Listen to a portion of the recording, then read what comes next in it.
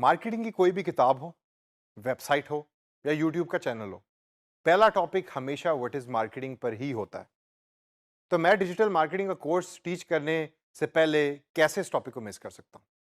फर्क इस टॉपिक को टीच करने में मेरा ये है कि मैं हमारी रोजमर्रा की एग्जांपल्स को यूज करूंगा और बड़े ही आसान तरीके से आपको बताने की कोशिश करूंगा कि व्हाट एक्चुअली मार्केटिंग इज, कि मार्केटिंग है क्या।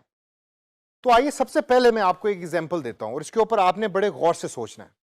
आप घर पे बैठे हैं, एकदम फोन रिंग होता है, आपने फोन पे किया, दूसरी तरफ से एक खातून बात कर रही हैं जिनका नाम है साइमा। साइमा ने कहा कि जी मैं एक इंश्योरेंस कंपनी से मेरा ताल्लुक है और आज अगर आप ये पैकेज साइन अप करवाएंगे तो हम आपको 20% डिस्काउंट देंगे, आपको भी और आपकी फैमिली को भी। तो सवाल मेरा आपसे दोस्तों ये है कि क्या साइमा मार्केटिंग की जॉब कर रही है? दूसरी एग्जांपल और बड़ी इंटरेस्टिंग। आप अक्सर शॉपिंग मॉल जाते होंगे, अक्सर मार्केट्स जाते होंगे, संडे बाजार या इतवार बाजार जाते होंगे। वहां आपको डिफरेंट लोग खड़े हुए नजर आएंगे कि जो चीजें बेच रहे हैं, 10 रुपए की, 15 रुपए की, 100 रुपए की, एक के साथ दो फ्री।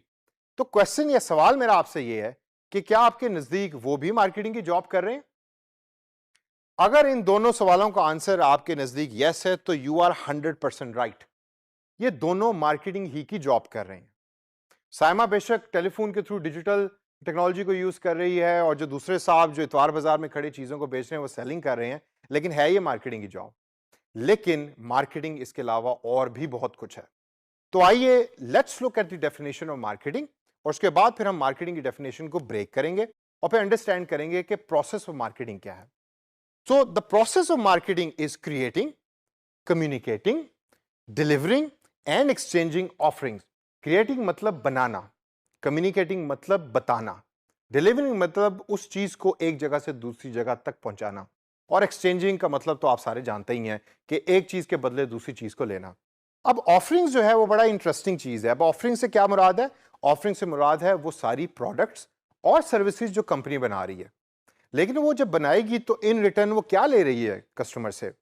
वो कस्टमर से वैल्यू ले भी रही है और कस्टमर को वैल्यू दे भी रही है in the form of products and services. ये आपने जहन में रखना है कि आपकी कंपनी प्रोडक्ट्स बनाती है और सर्विसेज बनाती है, जिसमें ये चारों चीजें जो मैंने अभी बताई हैं वो एम्बेड होती हैं या उसमें शामिल होती हैं और इन रिटर्न वैल्यू मिल रही होती है ऑर्गेनाइजेशन को भी और कस्टमर्स को भी। तो आइए इसको ब्रेक करते हैं और देखते हैं कि सबसे पहले ये क्रिएटिंग वैल्यू का मतलब क्या है। अब आप ये मेरे पीछे देखें, ये आपको एक शेल्फ नजर आ रहा है जिसके ऊपर डिफरेंट प्रोडक्ट्स आपको पड़ी हुई नजर आ रही हैं। अब फॉर इंस्टेंस ये एक प्रोडक्ट है जो किसी कंपनी ने बनाई, जो भी प्रोडक्ट है ये। अब इसको बनाने के अंदर कंपनी का एक सर्टेन प्रोसेस इन्वॉल्व है। उस प्रोसेस को हम कहते हैं क्रिएटिंग वैल्यू, यानी कि मार्केटिंग उस प्रोसेस का नाम है कि जिसके थ्रू कंपनी को पता लगता है कि कस्टमर को चाहिए क्या और उसको जहन में रखकर कंपनी प्रोडक्ट को बना रही होती है। सेकंड स्टेप, मार्केटिंग क्या है? मार्केटिंग है कम्युनिकेटिंग वैल्यू का नाम। यानी कि आपने प्रोडक्ट तो बना ली और प्रोडक्ट तो भाई बड़ी जबरदस्त है, लेकिन कस्टमर को तो पता ही नहीं कि प्रोडक्ट कैसी है। तो आप एक इफेक्टिव मैसेज जो है वो कस्टमर को देते हैं कि जिसके बाद कस्टमर को पता लगता है कि आपकी प्रोडक्ट जो है, ओ भाई बात सुनना यार, ये प्रोडक्ट तो खरीद लो। He did not buy the product for me. क्यों? क्योंकि जो मैसेज जिस तरीके से मैं डिलीवर कर रहा हूं वो इफेक्टिव नहीं है। तो की पॉइंट क्या है कि कम्युनिकेटिंग वैल्यू तो है, आप कस्टमर को बता तो रहे हैं, लेकिन उसको इफेक्टिव तरीके से बताएं ताकि कस्टमर उसको सुने। तीसरा पॉइंट और बड़ा important, delivering value. Delivering value से मुराद ये है कि प्रोडक्ट बन गई, आपने कस्टमर को भी बता दिया, सर्विसेज बन गई, आपने कस्टमर को भी बता दिया, लेकिन अब उसको डिलीवर भी तो करना है, उसको कस्टमर की प्रेमिसेस या उसकी जगह तक भी तो पहुंचाना है, ख्वाह वो ऑनलाइन हो या ऑफलाइन हो। तो delivering that product and value is the job of an organisation, is the job of a company. तो कंपनी जो है उस प्रोडक्ट और सर्विस को कस्टमर तक पहुंचाती है और इस पूरे प्रोसेस को पहुंचाने तक, कस्टमर को पहुंचाने तक, इसको मार्केटिंग कहते हैं। लास्ट स्टेप जो है वो सबसे इंपॉर्टेंट है, जिसमें कंपनी को भी रिवॉर्ड मिलता है और कस्टमर को भी रिवॉर्ड मिलता है। उस स्टेप को हम कहते हैं एक्सचेंजिंग वैल्यू।